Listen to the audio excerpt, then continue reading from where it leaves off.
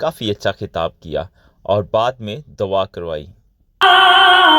किरदार का, गुफ्तार का, अमल का मोमिन, कायल नहीं ऐसे किसी जंजाल का मोमिन, सरहद का मोमिन, कोई बंगाल का मोमिन, ढूंढे से भी मिलता नहीं कुरान का मोमिन। अस्सलाम वालेकुम प्यारे दोस्तों, उम्मीद करता हूँ आप खैरियत से होंगे। आज मैं फिर से हज़रत इल्लामा इकबाल साहब के मज़ार पे आया हूँ और यहाँ पे गुजरात से एक जमात तशरीफ़ लाई थी।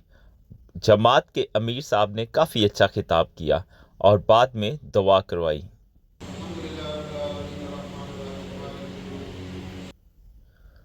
दुआ करवाने के बाद यहाँ पे काफ़ी लोग थोड़ी थोड़ी बात कर रहे थे और हज़रत इल्लामा इकबाल साहब की ज़िंदगी के बारे में बताया जा रहा था और कुछ ने कलाम पढ़ा और मुझे भी मौका मिला और मैंने कुछ अशार पढ़े।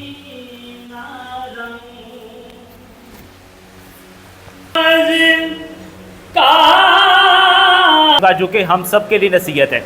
इकबाल तेरे देश का क्या हाल सुनाऊं, इकबाल तेरे देश का क्या हाल सुनाऊं, मकारी और रुबाई पे इतराता है मोमिन, जिस रिस्क से हो परवाज में कुताही का डर, वो रिस्क बड़े शौक से खाता है मोमिन। किरदार का, गुफ्तार का, अमल का मोमिन, कायल नहीं ऐसे किसी जंजाल का मोमिन, सरहद का मोमिन, कोई बंगाल का मोमिन, ढूंढे से भी मिलता नहीं कुरान का मोमिन। इकबाल तेरे देश का क्या हाल सुनाऊं।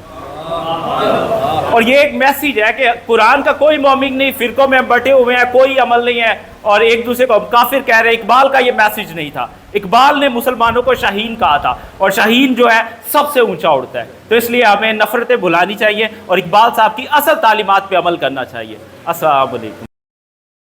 इकबाल साहब ने अपनी शायरी से मुसलमानों को अल्लाह के करीब किया और नबी पाक सल्लल्लाहु अलैहि वसल्लम से इश्क का एक नया जुनून पैदा किया।